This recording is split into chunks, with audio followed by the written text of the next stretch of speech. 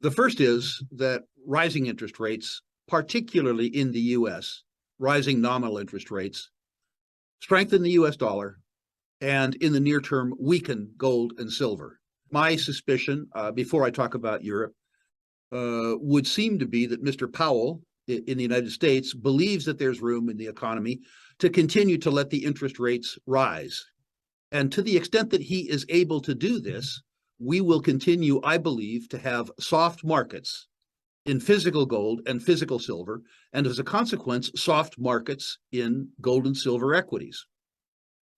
The suggestion that Mr. Powell and that the Europeans are really engaged in fighting inflation is a topic worthy of discussion. What I think they're doing is that they're raising interest rates or allowing interest rates to rise enough that they have ammunition to cut them again if they need it.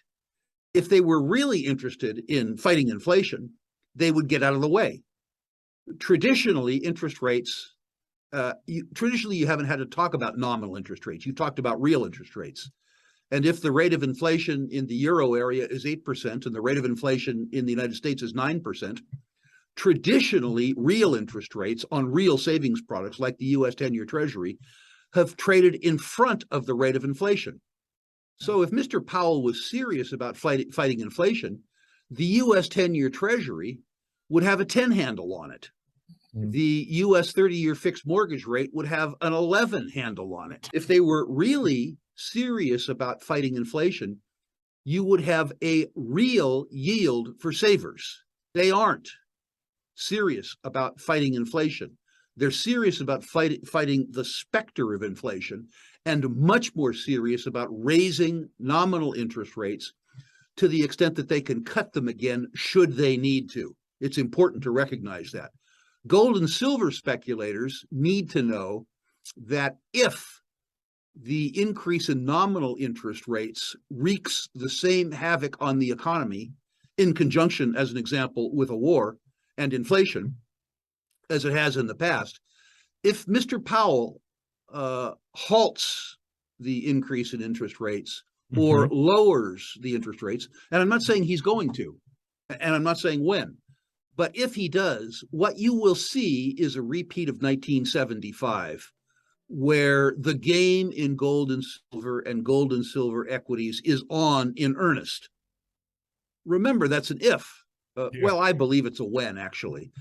But I'm jaundiced by my view of history. You buy a sector, if you like the sector, when it's out of favor. You don't wait for the psychological reinforcement of rising prices, because the rising prices reduces your yield. Listen, if nothing has changed around a company but the price has doubled, it's arithmetically half as attractive. If nothing has changed around a company and the company falls by half, it's arithmetically twice as attractive. But most people don't make the connection between price and value. Most people pay real attention to the price with having no knowledge of value. The price is a floating abstraction if you don't have any sense of what the value is.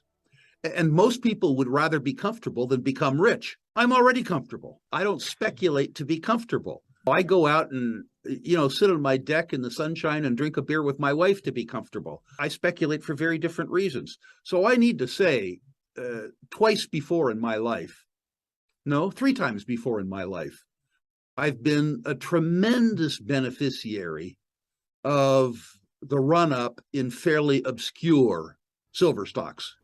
It's happened to me 3 times now. At age 69, I'd like it to happen one more time.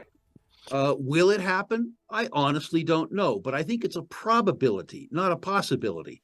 And I get admission to this potential party, whenever it might occur, at prices that are lower in the silver space than I would have dreamed of enjoying a scant 3 years ago.